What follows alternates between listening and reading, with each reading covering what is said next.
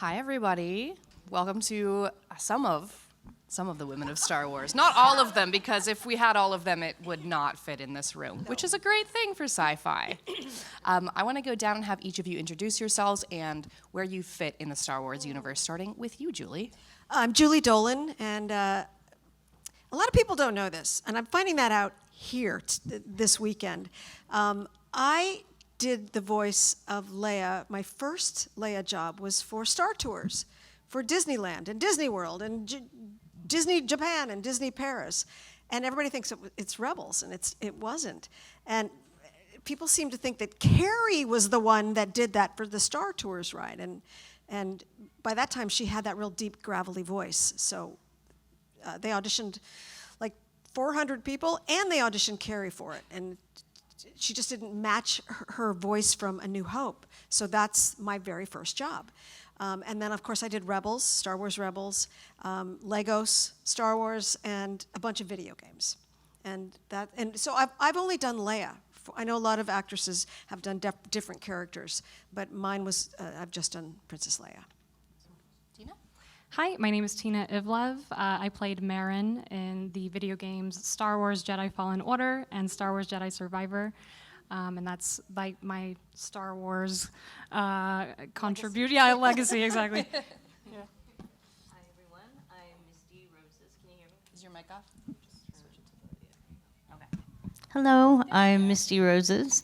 I'm from The Mandalorian. I am Queel, the performance artist underneath all of the makeup and costume in Season 1, Season 2, Frog Lady, and just various characters in Season 3. Hi, my name is Michonne Bourriague, and I played Aura Singh in Episode 1. Hi, my name is Molly Miller, and I played a Jawa in The Mandalorian Season 1. I also played Handmaiden Agira in the first episode of Obi-Wan Kenobi. I was the decoy Leia at the beginning, and I did young Leia's stunts in Obi-Wan Kenobi. I think we have 4 mics total, right? So I'm going to hang on to this one, and then if we need to shuffle, we can. Sure. Sorry, and my name is Lacey Bond. I'm with Temple of Geek. Thank you, Rebel ScumCon, for having me to moderate. This is really exciting. The first question I had is, I'm actually curious what each of yours first exposure to Star Wars was. In 1977, I saw A New Hope. And then I saw Return of the Jedi and Empire Strikes Back, and then that was it. Until I booked Leia 100 years later, and I thought, ooh, I better do some research. So I watched all 6 movies, because there was only 6 at the time. Force Awakens hasn't come out yet. And I watched them over and over and over and over, just because I wanted to find out who she was. I mean, I saw A New Hope back then, but I didn't remember a lot of it, you know. So I read Wikipedia and Wikipedia, Princess Leia, everything, so I could do my research as an actor. But 1977, A New Hope, that was my first experience.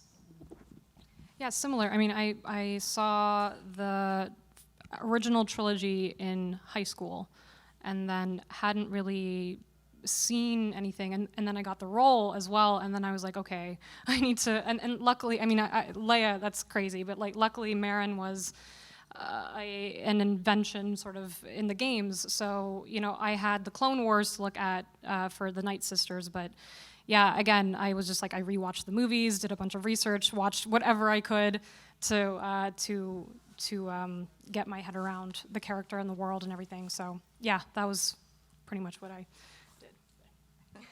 Thanks. My dad was a huge movie buff. He loved everything that George Lucas and Steven Spielberg made. So even though I was super young, I got in the car with the family when they went to see A New Hope. And I was there, and I remembered it was big and awesome, and space, and the music is what resonated with me the most. You know, and when I was having rough moments and getting tired when shooting Season 1 of Mando, I would hum the Force theme in my head as my way of connecting and feeling that I'm a part of something that is bigger than myself. So get it together. And even though you're tired, do your work and know that it is something that is important to so many people. So yeah, I love Star Wars. It's been with me my entire life. So being here now means a lot, and it means a lot to be with you. So. Yeah, I think I'm going to be the odd one here. So I had seen the movies throughout, my childhood and high school, but I can't say that I was a huge fan or that any family, mom, dad, were fans. But after I did filming, I guess I was working in Europe, and I had heard the character was being developed in comic books and action figures, which I was blown away by. I started to read the comics, and I started to get into the expanded universe and that character, and it kind of took off from there. And obviously now I've been doing this for a while. I love the Star Wars community, and I'm just so happy to be a part of it. I feel like that little part has been such a massive blessing in my life. So I'm kind of an after. After I was a part of the film, I became, I love it now, but I can't say that I did before. I'm sorry. Forgive me. That's okay. You are welcome. It doesn't matter when you come to the Star Wars universe. You're welcome when you get here. And you are not the odd one out, because we have a similar story. So my dad is also a huge movie buff. I watched the original movies like a long time ago with my father, and I enjoyed them, but like I wasn't like a diehard Star Wars fan. I thought they were great, they were cool, but it wasn't until I worked on The Mandalorian with Misty and all the other Jawas that I realized, whoa, this is cool. What world am I in? And maybe I should do my homework. And so I started to watch, some of the films, and when I worked on Obi-Wan Kenobi, I watched, the films leading up to before that. That one, Return of the Jedi, all that stuff. And I'm like, okay, these are really cool. Like, I can appreciate it more as an adult than I did when I was a kid. And I'm more of a fan now. And like everybody said, it's such a special fan base. It's such a great community. And I'm really, really grateful to be here with everyone. Awesome. Can I just say, you two are not the odd ones out, because I was not a fan at that point, because I was not a I just wasn't into science fiction.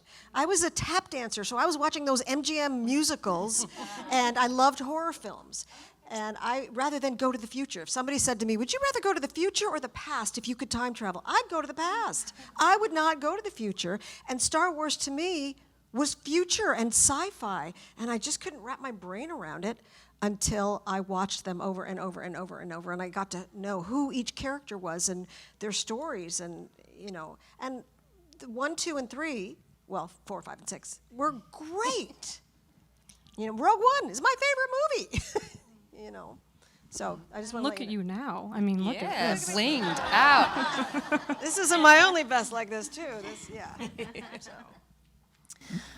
So this is, anyone can take this one. I'm curious how you have seen science fiction as a genre change over the last decade or few decades as a female performer.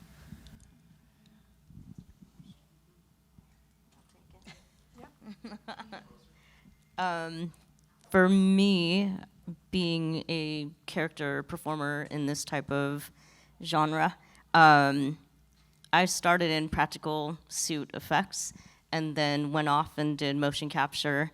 And then you saw a lot of it when, the next 3 movies were made. And so I figured if I would do anything, it would be in the motion capture world of it.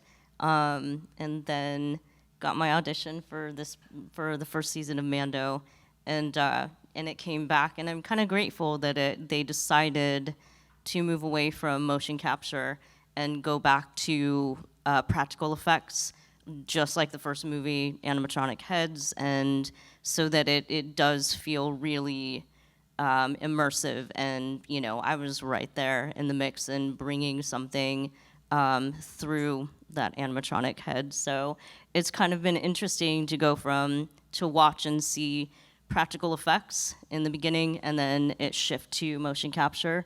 But I'm super grateful that they did come back to practical, not only with my character, but with Grogu. That was super important because you just need that little being, that little baby right there. And I got yelled at pretty much every day that I was doing scenes with him because I'd just be like, and especially Deb Chow, she'd be like in my earpiece, "Mist, remember, you're a grumpy old man. You don't care about the baby. You don't like the baby." I was like, I know, I promise I will pay him no attention when you call, you know, action.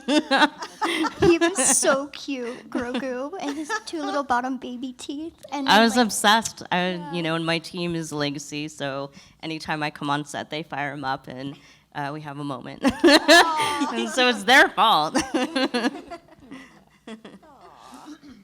He's so precious. Tina, you've had to do mocap working in the games. What is that like?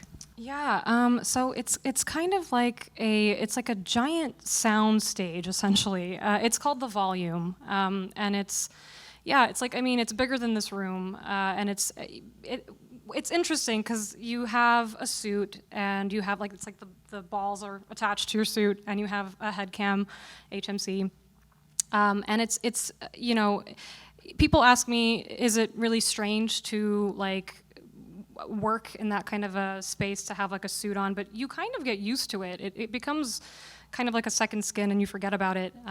But yeah, I really enjoy it actually. And you really use your imagination. Like for the first game, you know, at one point I'm standing on a mountain, but there's no mountain. It's just boxes. You know, you just stand on top of boxes, and that's how you have to imagine that you're on a mountaintop. You know, lots of times, like, and for that scene in specific, which was actually quite difficult because you couldn't look, so your eye line has to be like, I'm looking down at Cal, I'm looking down at Malicos, but they're right in front of me, so I can't look at them, I have to look at the ground as if I'm above them. So there's a lot of things like that, like Grease, he's you know, for those who don't know, he's the character with the lots of arms, and he's Latero, I believe is what he's called. But he, you know, he's like what, 6 something, and so we have like, you know, tape on his belly button for his eyes, and that's what we look at. So I can't look him in the eye when I'm performing with him. So that it becomes kind of difficult, but it's interesting, and I really enjoy it. It's been really, really fun. Yeah. For Molly, what drew you? How did you get involved in Kenobi? What drew you into the world? Ooh, that's a good question. How I got the job was like, well, I stunt double kids. That's mostly what I do. And I just got a call from a stunt coordinator, and I had no idea it was The Mandalorian. But he just asked me, hey, are you available this week to work on a show? And he explained you'll be carrying some heavy parts and maybe running up and down a ramp. I'm like, yeah, sure, okay, cool. And then I show up to my costume fitting and I see all the Star Wars stuff and I'm like, oh my gosh, like I know what this is. What did that feel like? Were you just in shock, or? Yeah, I was in shock. I'm like, oh my gosh, I'm working on a Lucasfilm project. I'm in the Star Wars universe. This is really cool. And yeah, it was pretty surreal to see. Like, I saw droids. I saw, you know, all the creature costumes. I think I actually tried on a droid costume at one point. I did. They didn't use me for that, but like they were trying to see what they could put me in. And yeah, and yeah, it's kind of funny, like working in the film industry. You never know what's gonna happen. Yeah. Michonne, you were telling me last night that when you were working on Phantom Menace, George pulled you aside and told you, like, this is going to change your life. Yeah. How has that come to pass? How has that manifested? Yeah. So on the day, well, you know, after I had found out that I got the part, I thought, okay, it's going to be a small part. It's no dialogue. But I'll be a part of modern history, and hopefully I'll get to meet George Lucas, but I didn't know if I was going to. So on the day of filming, nobody said whether or not he'd be there. And I was on set, and I'll never forget it for the rest of my life. It's like kind of like a hangar at ILM, and it opened, and it was so bright outside because it's really dark in there. And so this bright light came in, and I just see his silhouette. And he walked in, and I immediately started shaking. I was like, oh my gosh, he's here. And so he came over, and we talked about it, the scene, and which wasn't very difficult. And then we went to the studio for still photography. And so he walked with me. And when we were walking over there, he said, we were talking about the prosthetics because I was in makeup for like 6 hours. And it was mainly just because of the fingers extensions. And he said, if we expand the character, if she's in more live action, we're going to do mechanical. And in that moment, I almost died because I was like, oh my gosh, there's a potential for her to be in. So that was exciting. But he did say, even this little 2-3 seconds you're going to be in the film, it's going to change your life. And I'm thinking, yeah, right. Like, how does that work? But I was like, okay. And then I went on with my modeling career because I was hired as a model, and I was in Barcelona. And I got a call from my agent, like I said, and he told me that's being developed. And since then, Star Wars has been such a massive part of my life. I mean, that little part changed the trajectory of my life. I mean, all the original trilogy guys, I traveled with them all over the world. I have like amazing memories with Jeremy Bulloch and, oh my gosh, Paul Blake, all of them. I love all of them. And so the memories that I have from this, and I'm still having, like here I am today with you guys, it's absolutely incredible. So yeah, he was definitely right. That's very cool. Yeah. If anybody does have audience questions, please raise your hand. I am going to give a question to Julie, and then I saw a hand. Are you our mic minder? Awesome. We have a question down in the second row. Do you have a mic? Or do you need to steal one of ours? All right. So Julie. Yes. What was it like finding the voice of Leia? Because it's such an iconic character. Well, my very first, the Star Tours, how I got the audition, my agent called me and said, can you sound like Carrie Fisher from A New Hope, Princess Leia? And I said, no, I haven't heard that voice in 100 years. I don't know. So they sent me the Obi-Wan Kenobi speech, the General Kenobi, years ago you served my father. They sent me that in an audio and the dialogue. But the dialogue was different. And I thought, what is this for? So how I voice match is I will play her track, and I will read it on top of her. I'll say it right along with her. I'll get the rhythm, the emotion, the pitch as best I can, the gait, the feeling, everything. And I say it over and over and over with the track until it sounds like one person. And then I drop her off, and then I do it. So I do it immediately. So that's how I found the voice, by listening to it.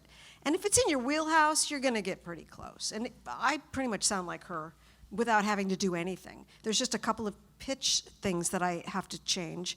And if in A New Hope, she had that really weird affected English accent. Sort of, every now and then it would come in and out, because she had just gone to London and was in an acting class, and then they were shooting A New Hope, and so she had this weird accent that she even admits comes in only when she's trying to be Governor talking, blah, blah, but then when she's saying, aren't you a little short to be a stormtrooper, there's no English accent. So when I did Star Tours, they hired a vocal coach, and they wanted me to do that fake English accent, so I had to learn how to do that. So vocal coaches are good for that stuff. So that's how I kind of find the voice. And for Rebels, Dave Filoni just said, do your thing. You sound enough like her. I don't need you to try to do anything. He's famous Okay. for that. He always says that. Like, I'll always ask, like, you sure? Do you want me to match something? Especially with Ugnaughts. And he's like, and I'm so glad that I didn't Google him before my first, meeting/rehearsal. So I would have had a rough go of it. I was like, he's just my director. It's I don't know who he is, and it's fine. But yeah, like, I'll ask him a ton of questions. Like, what's the backstory? How do you want me to move? And this and that. He's like, I'm just gonna let you do whatever you want to do. I was like, okay. So he's so very just casual and chill, and everything is wonderful all the time. So that's reassuring, not nerve-wracking. That's great. Okay, we had a question in the audience. You, sir. Yeah, so first of all, thank you for taking your time to be away from your families and spend it with us. I had a couple questions, though.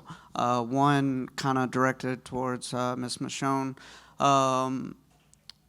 As seeing the bounty hunter and not having a whole lot of screen time, I was really hoping that they would have that kind of all the different IG-11, all the different bounty hunters. Did they ever actually talk about creating a show? And if they did it at this point, would you be able to come back and do the role of Aura? Yeah, there's not a lot of communication with me with future shows or anything like that, but I would love to have the character be developed more. I mean, I was really happy that they brought her into Clone Wars to have the relationship between her and Boba Fett kind of solidified for fans and know more of her. But yeah, no, sorry. But yes, but yes. But yes. But yes. My second question being for Miss Tina, as I love the game, I was really hoping that y'all would have some cameos in some of these, like especially like Ahsoka, because it'd kind of be around the same time, maybe, yeah. And I guess my question would be, has there been any communication, if you can even talk about that? And my second question to that would be, would you be willing to do that? Because I know voice acting and live action are two different things, so. Yeah, I mean, it's funny because since it is performance capture, it doesn't really feel, it actually kind of just feels like, I mean, because it is live action and we are doing the scene, so it kind of just feels like the only thing that's missing is the makeup and the and the clothing, and the scenes around, and like the props and the set and everything, all the things. But yeah, I mean, so it seems like it would be I think it would be an easy transition for us to do. But I would love that. If anyone has talked to me about it, I'd have to kill you if I told you that. Who knows? You know, at this point, who knows? But I would love to. That'd be great. Yeah. That would be amazing. Misty and Molly, did you say you had worked together as Jawas on Mando? No, I was a Jawa. Okay. On Mandalorian, but Misty was. It was Queel. We were, I got to speak Jawa, which was really cool. Awesome.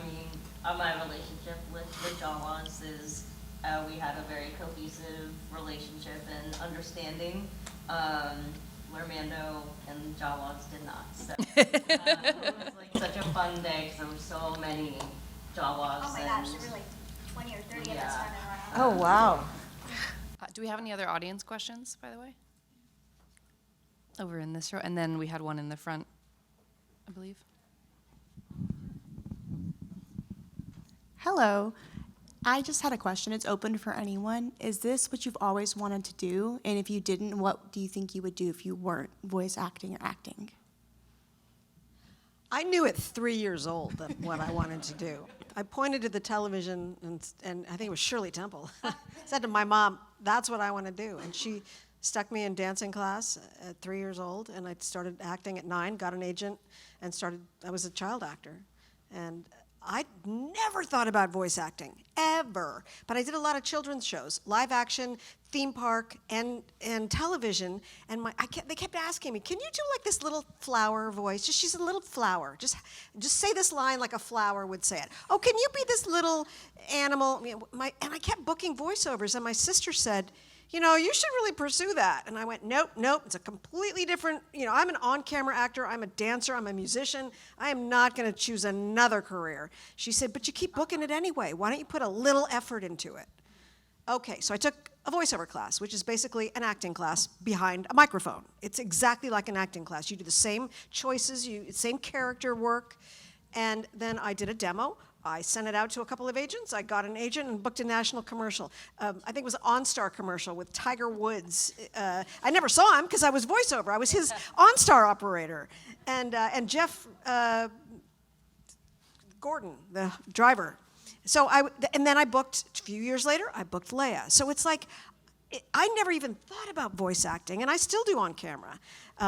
So I don't know anything else. Of course, I've had waitressing jobs and, all these crazy jobs that actors have.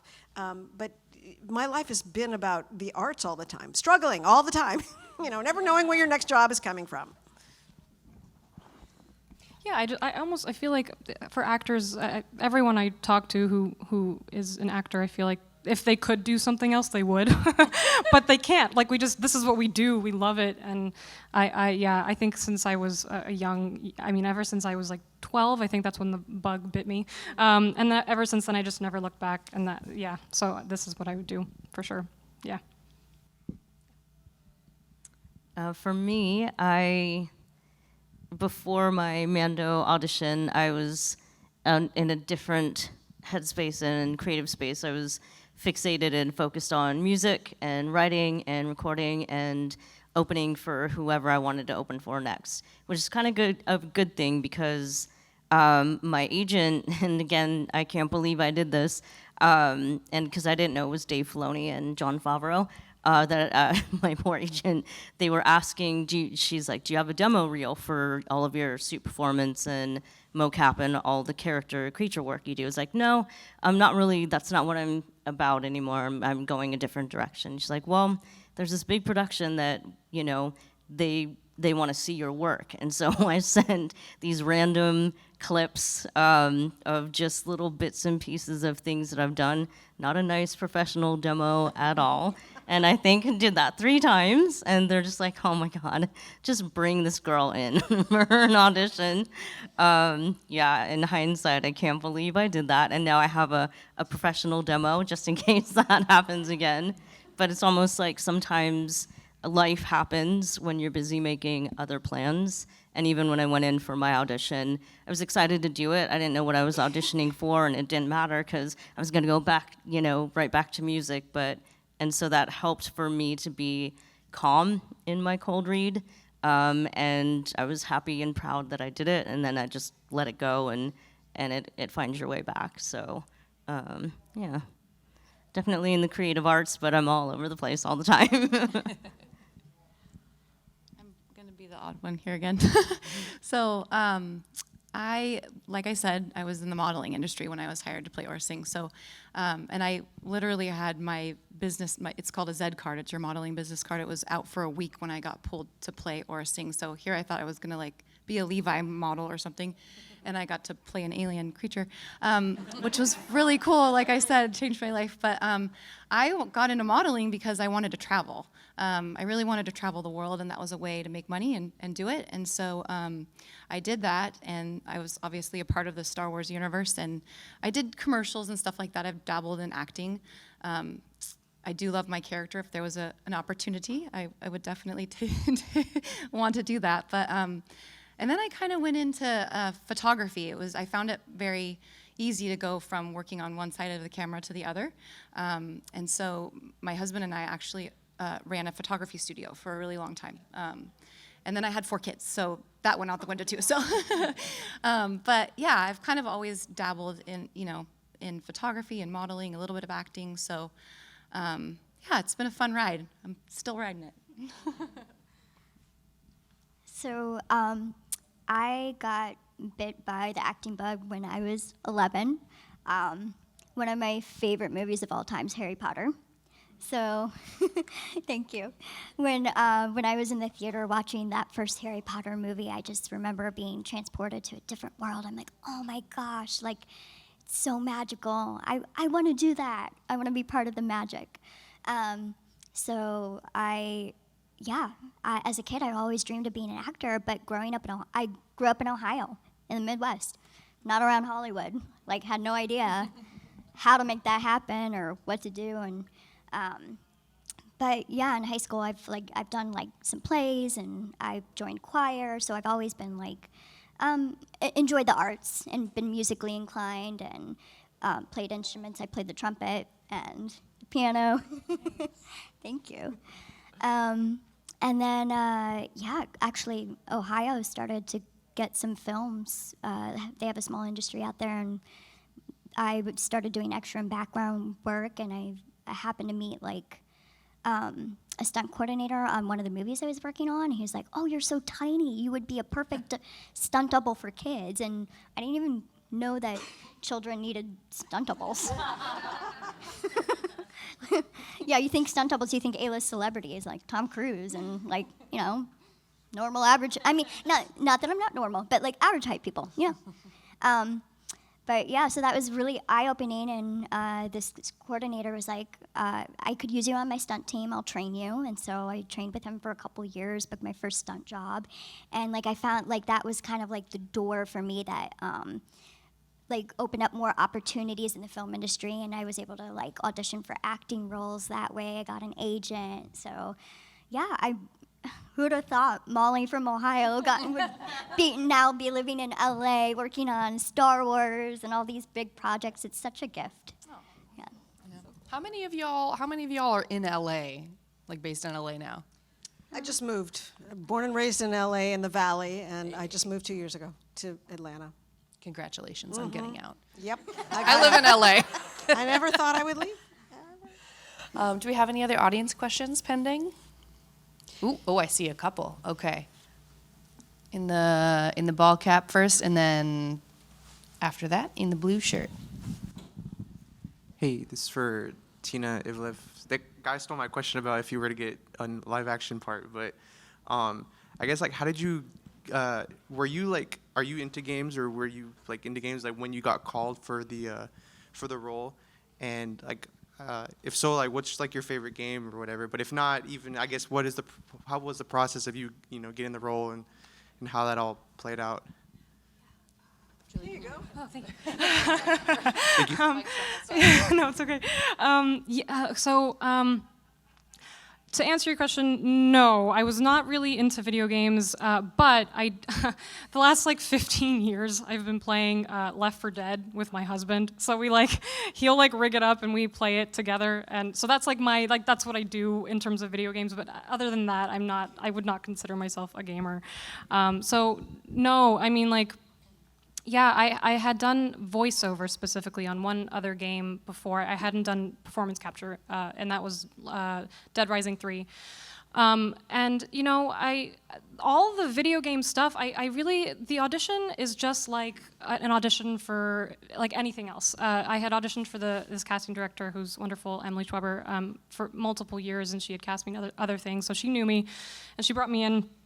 And it was just, it's a scene like any other scene. So we're just, I didn't approach it in any kind of different way. So that was the process, and it's all very secretive. Video games are so secret. Everything's a code name. Like I didn't know what I was auditioning for. I didn't know it was Star Wars. I think the code name was like Rose the Swamp Witch. I thought I was a swamp. I don't know. I was like, okay, let's do it. And the scene is like, it's like a fake scene. It's nothing is Star Warsy. Well, kind of. You kind of like, that there's something else. That's like there was like a force kind of thing, and like my husband was like, I think this is Star Wars, but.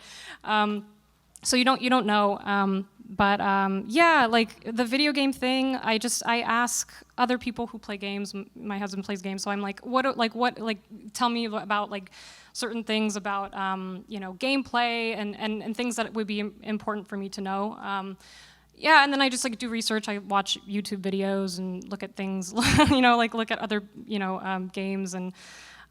It's nice now, that we have a reference for the games. I can just always look it up and see if there's anything I don't know. But that's pretty much how I.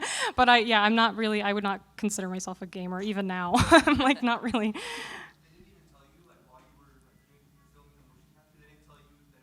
Oh no! So I didn't know until I booked it. When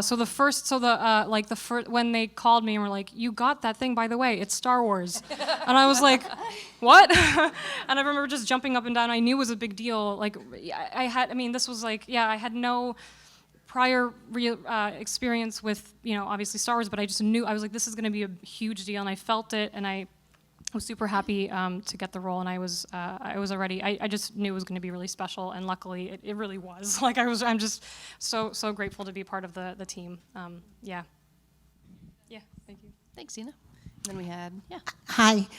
So we are older parents, so our biggest parenting decision was how to show our children this series of movies, how we saw them, or in chronological order. So what advice would you give for, in what order to show? Machete. Do you guys know about Machete? Machete order? I feel like, I don't know, chronological You now? guys don't know about this?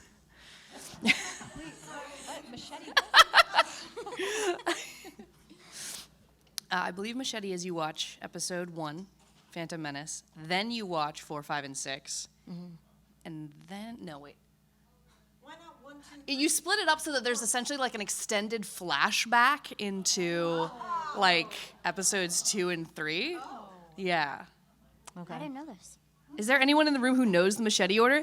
There's Han Solo in the back. I think you're right about starting with 1. Yeah. If I remember this correctly, you then go to watch 4 and 5. And then 2. Before you go to 6 and see the conclusion of the Vader storyline, you go watch 2 and 3 to see how he went from Anakin to Vader. And that's supposed to build up to what happens in 6. Yes. Wow, thank you. That's awesome. I'm like, chronological? Okay, so you watch episode 1 to like, when you say 1, which one? sorry, The Phantom Menace. Episode 1. The current canonical episode 1. So you would watch The Phantom Menace. New Hope first. Is it? Yeah, it's A New Hope and then The Empire Strikes Back and then The Flashback. To all 3 of them? So 4 or 5. Revenge of the Sith. I guess we skip Phantom Menace. And then It's just not in there? We will I'm post of later. the mind that Stay you tuned. should watch The Phantom Menace. If for no other reason than Duel of the Fates and Padme. Aw. I'm of the Can you Google it? He just Googled it. Okay. So Google. Google's your friend. That they came out. Yeah. Well, did it confuse you when you watched it the way in the order that came out? Like, what the heck is this? It's all just like in there as Star Wars, just as a foundation for your life. I'll tell you what, though, Rogue One answered a lot of questions for me. Yeah. I really liked Rogue One because it filled in some gaps that needed to be answered. Yeah, we like the backstories. Yeah. Yeah. Because, everybody wants to. Obviously, I don't need a microphone. I mean, if you I just want, realized I didn't know. I'm fine. I do theater, so I'm good. you can project into a space. Thank you for the question. We have another one back there. This gentleman in the glasses.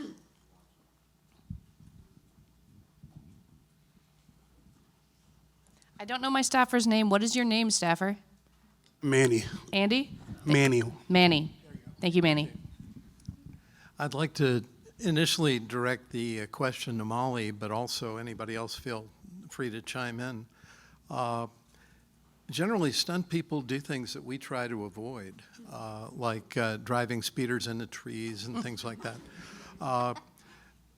First of all, how do you train to do that sort of stuff? And then if you would comment on the scene that you most worried about beforehand. That's a really good question. So there's not really a stunt school where you can, or like there's no college to learn how to do stunts.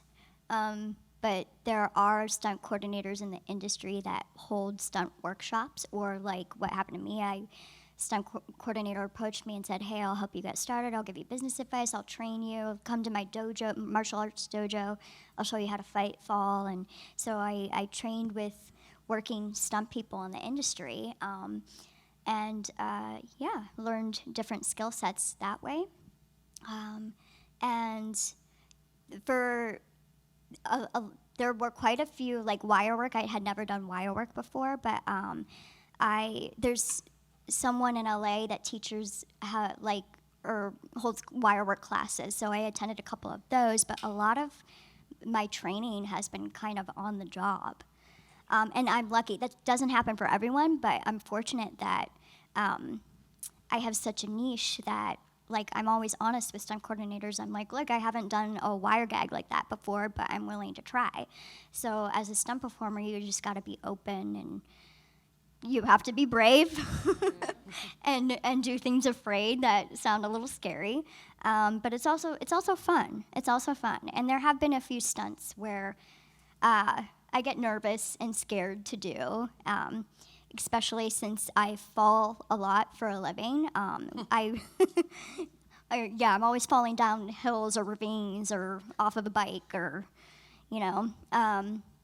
So we wear pads under our costumes, so I make sure I'm padded up. And, you know, as stunt coordinators, make sure you do things safely. We have a whole rigging team that looks after you, too. They make sure you're hooked up correctly, and they try to make the stunt performer as safe as possible, or like the stunt as safe as possible. But where am I going with this? My brain's moving so fast. Okay. A lot of on-the-job training, stunt workshops, training with other stunt people. It just kind of like happened over a span of many years. And one of the scary stunt that I did was, I can't say what it is yet, but I had to do a 25-foot fall down a steep hill, riding off of something pretty fast, and I had to tumble down, and I was nervous, but it was a lot of fun. It was a lot of fun. I got one in the front. I'll use the mic, but I can project. Mine's a creative question. So I'm up here seeing all these characters in Star Wars. You got Princess Leia's handmaiden, Merrin, Night Sister Witch. You've got Queel. You've got Aura Singh, Bounty Hunter. How would, if you were all put in an adventure together, how do you see that playing out? How would your characters get along with each other? It's like Ocean's 12, you know, all those I want to girls see with the this. heist. I'm taking notes. total heist. Everybody has their things that they excel at, and you know, plots and characters who know somebody, you know, relationships. We could run the world, run the universe. You can have that back. I feel like Queel would buddy up with Leia pretty quickly, and Frog Lady would just, you know, be right there just with the girls and kind of, you know, bringing up the back end and being a quiet support. And I'd be antagonizing you all.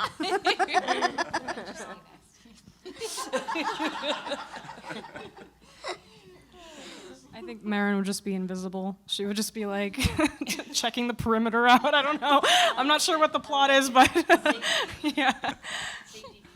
Exactly. Great question, thank you. Anyone else? We got this gentleman over here.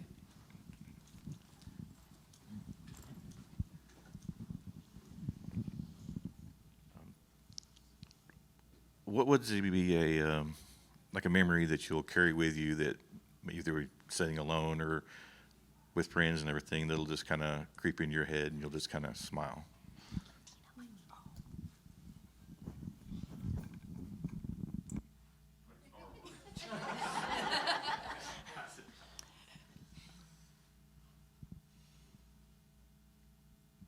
I'll go first.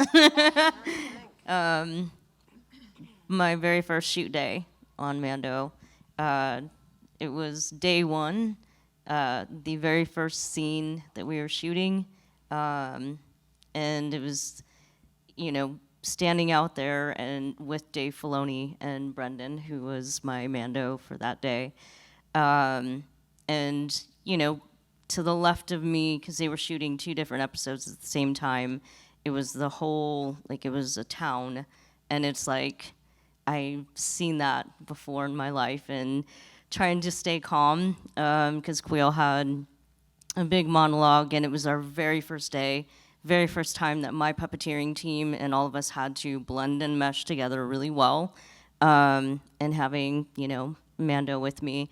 And so I was like beyond prepared and off book and just ready and just trying to keep myself calm. You know, and didn't think of, they're like, okay, they're ready for you, and I'm all suited up, and they're, you know, we had to walk up on a platform, and it's like, okay, let's get you on your blurg. It's like, huh, what?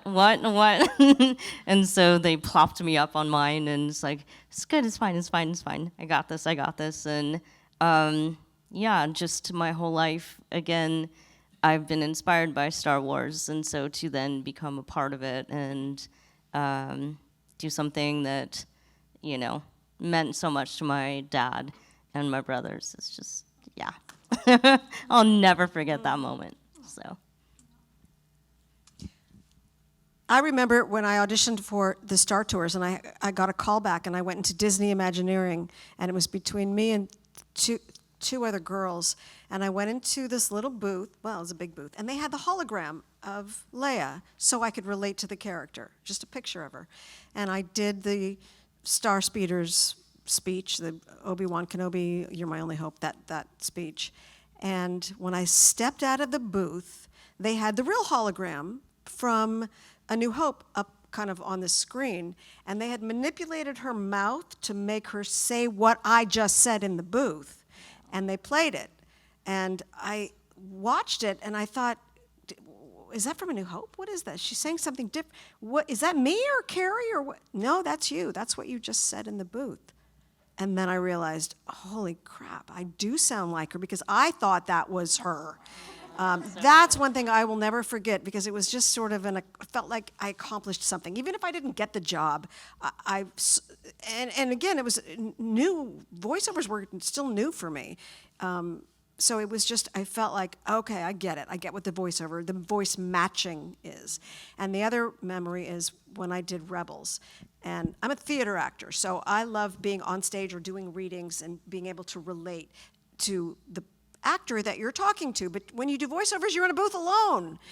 I went in there, and they were all in there. They were all excited for this episode, and we all stood there in a semicircle, being directed by Dave Filoni with our music stands and our scripts on the music stands, but we still looked at each other, and we related, and Taylor and I would do our scene together, and we would get our lines, but we would look back at each other, and Freddie and I would look at each other, and we'd say our lines, and I thought, my God, this feels like we're doing a play. So it makes all the difference when you can actually relate to your character. You can hear the difference in the acting. So those 2 days are huge memories for me. You never get to do that with voice acting. No. It's really cool. Yeah. Yeah, I would say the table read for me is like when it's like solidified. Like, whoa, this is Star Wars and we're all together and it's really working and it's, yeah, that was just a great memory. And then also same, like just being on, I always say set, but it's like being there in person and acting with the amazing cast that we have. Like that's just, I mean, I can't think of one moment. It's just all the moments, you know, it's like everything. I just think of how much I enjoyed it, you know, that experience. So yeah, I would say that would be my answer to that. Yeah, I think I want to piggyback on that, just being on set on The Mandalorian. That my first experience with all the Jawas and Misty, I was just soaking it in like a sponge. I couldn't believe I was there.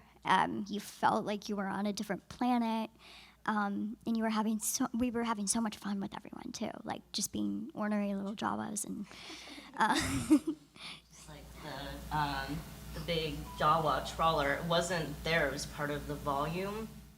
Oh yeah, the sandcrawler. But it looked like it was there, and so when you step on set, you're just like, oh my God. Yeah, exactly. You're there and you see it in person, you're like, get so excited. Did you, Come on, calm down. And then Grogu, I can't get over Grogu. We knew about him for we had to keep quiet. We couldn't tell anybody what we saw on set. We kept Grogu a secret for like a year and a half, maybe 2 years. So hard. Yeah, so hard.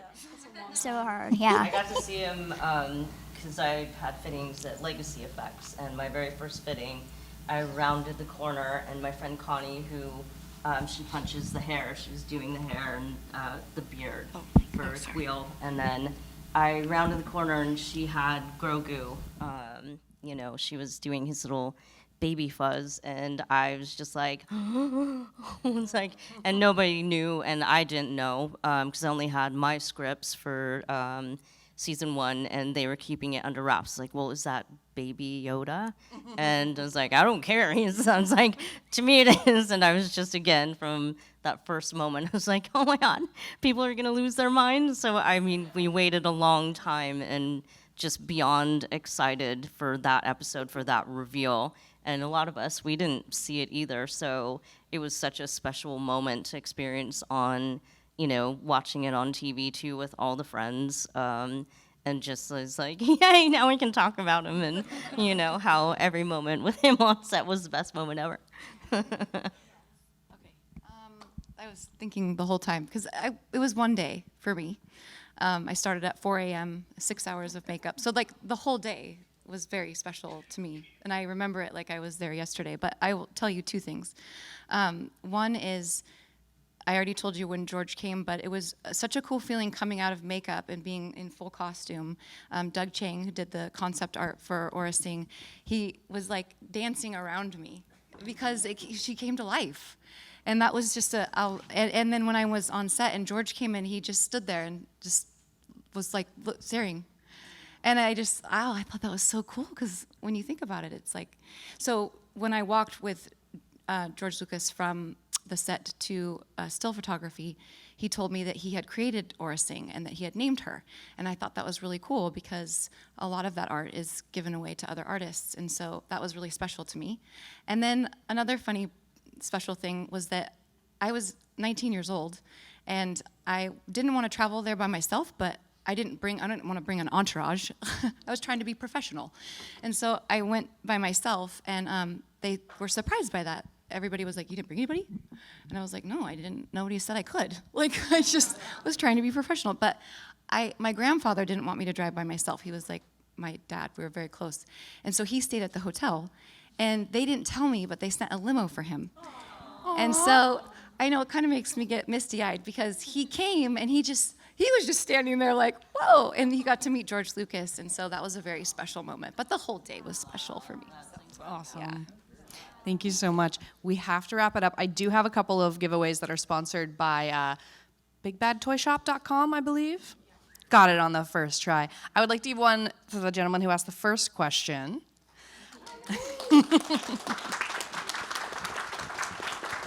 Thank you so much. And then to the family who had asked about the order. Do you want to come and get a... And then can we take a selfie before we get off the stage? Thank you so much, everybody. Thank you so much. Thank It's nice you. to meet you.